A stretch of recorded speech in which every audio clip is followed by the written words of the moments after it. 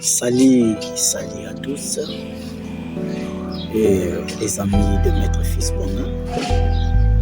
Je sais que ça fait un peu longtemps que je ne fais plus de vidéos pareilles, mais aujourd'hui je viens par rapport à vos demandes, par rapport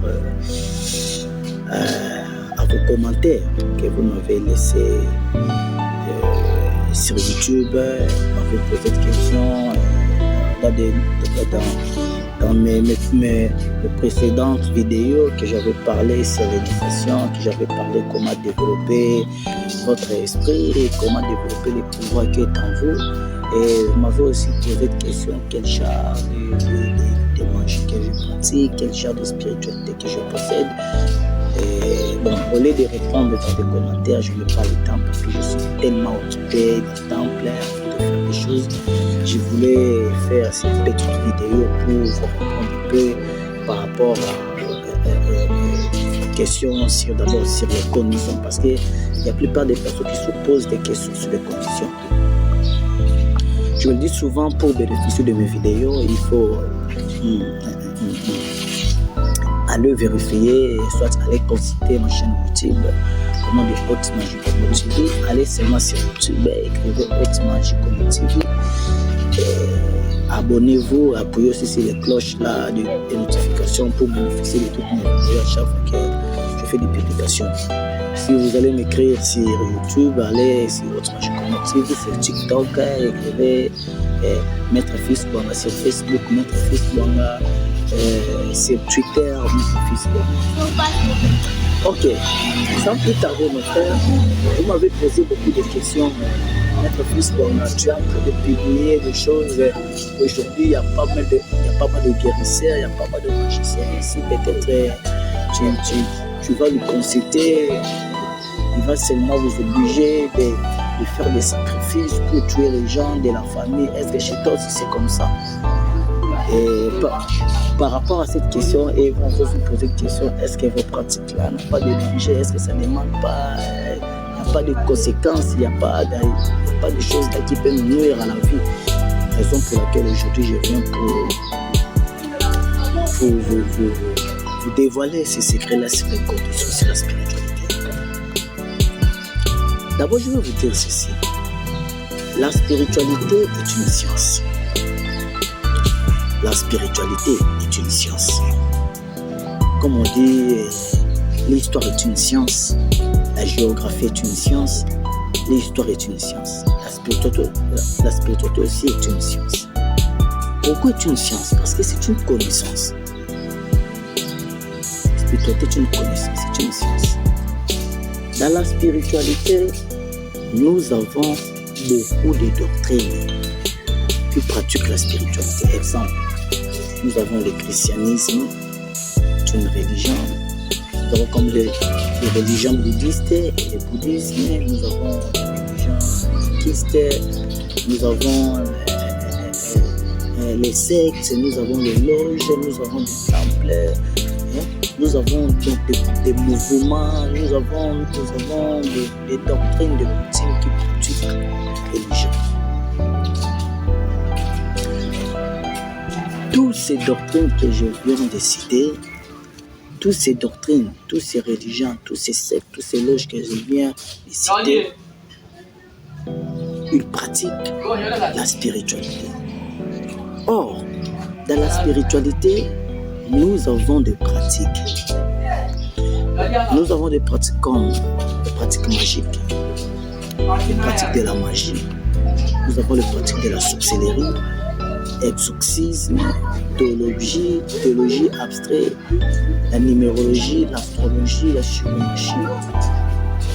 Il y a plusieurs pratiques. Alors, toutes ces pratiques, ce sont des pratiques occultes qui consistent à utiliser les plantes de la nature et les os des animaux pour faire du bien et pour nuire aux personnes. Quand est-ce que la spiritualité, quand est-ce que ces pratiques vont vous nuire? Ça va vous nuire par rapport à votre utilisation.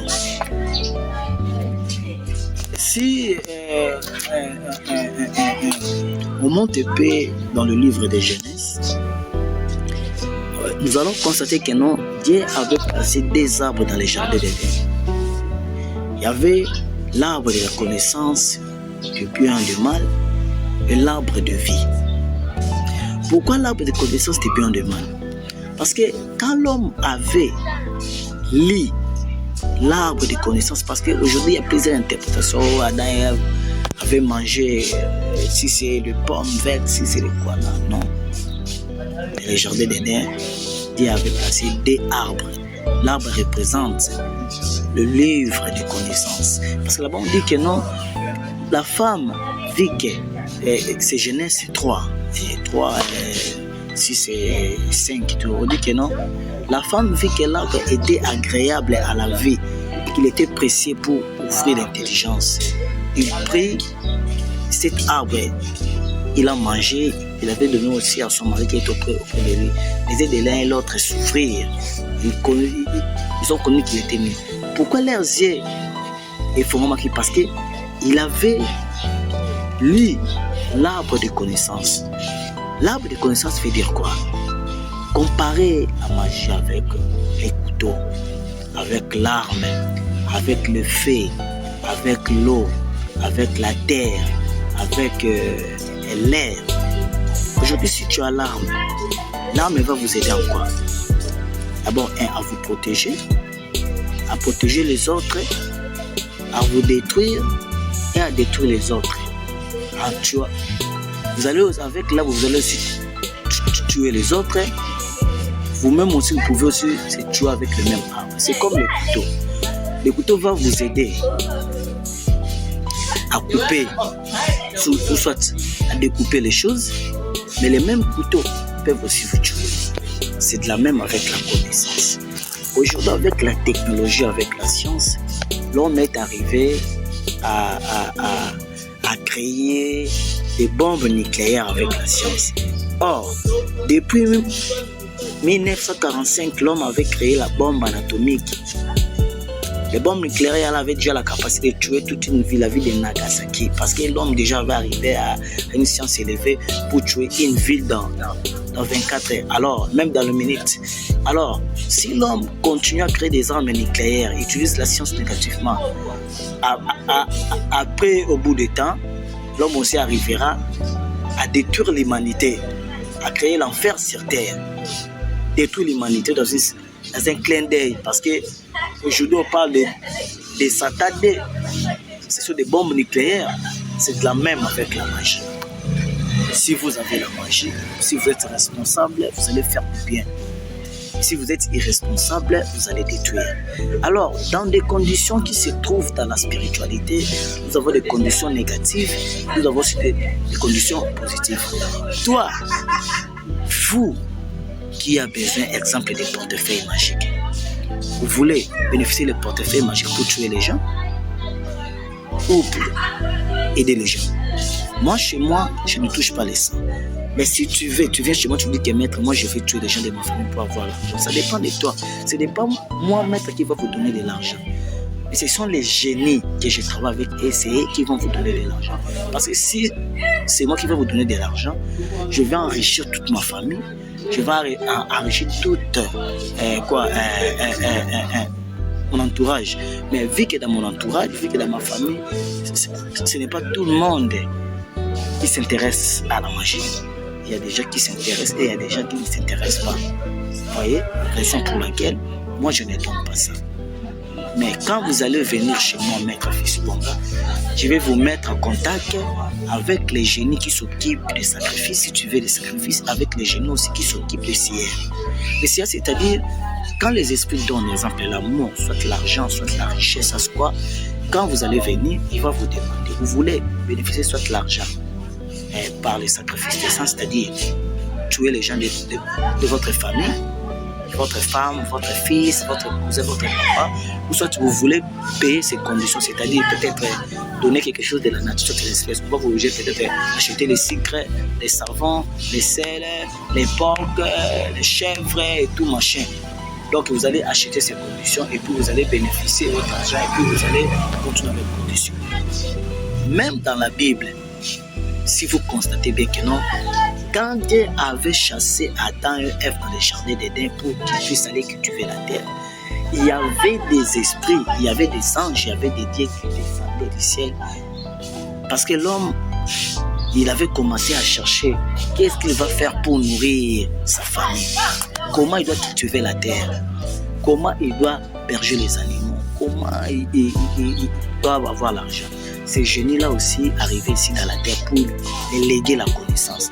Alors ces génies-là aussi veulent demander des sacrifices, soit tuer ton enfant, soit donner-nous une sacrifice, ça s'appelle des chèvres, des porcs. Beaucoup connaissez toute cette histoire-là. Vous connaissez l'histoire d'Abraham. Abraham, sa femme, Sarah, avait le problème maladie de stérilité. À l'âge de son ménopause, il y avait un esprit créateur qui lui avait aidé de mettre au monde. Il avait mis au monde. Et le même enfant là, Isaac, Dieu l'avait aussi demandé comme sacrifice. Pourquoi? Parce qu'il avait donné des conditions. Yo, Botimo, vous allez faire ceci. Il y avait un temps où Abraham ne respectait pas des conditions. Raison pour laquelle Dieu avait voulu de récupérer ce qu'il avait donné. Quand il est venu dans les temples et dans l'hôtel pour sacrifier son fils, il avait commencé à se plaider et puis Dieu lui avait dit ça va aller chercher quelque chose de hier. Parce que la Bible n'a pas tout dit. Parce que Abraham avait écrit, Adam avait écrit. Plus tard aussi dans la Bible, vous allez constater qu'on dit lorsque les hommes ont commencé à se multiplier sur la face de la terre, c'est Genèse 6. Lorsque les hommes ont commencé à se multiplier sur la face de la terre, il y avait des dieux. Le fils de Dieu était à l'école, qui était à Babota na bato. Bato na Babota na bazaki, pas brave, pas costaud, en plus bazaki doué l'intelligence. Tawa na Babota na ba humain, ba génie wana, ba esprit, ba no pesa ba kodoté ba humain intelligence, comme le prophète Jésus-Christ, comme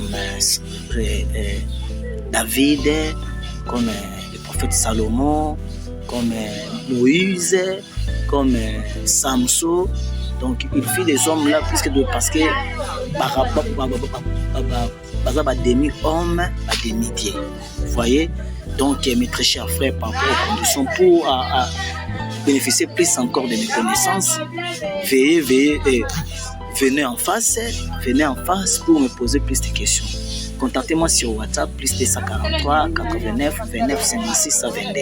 Plus 243 89 29 56 22. Plus 243 82 00 60 358. Venez en face pour mes questions. Chez moi, les consultations, c'est à $15. Consultation, c'est à $15. Pour me rencontrer, mettre fils pour les consultations, c'est à $15. Venez en face, vous allez poser des questions. Pour mes services, les montants, posez-moi des questions en privé, je vous les dire par rapport à plusieurs services que je demande de l'argent. Merci et bonne soirée à vous.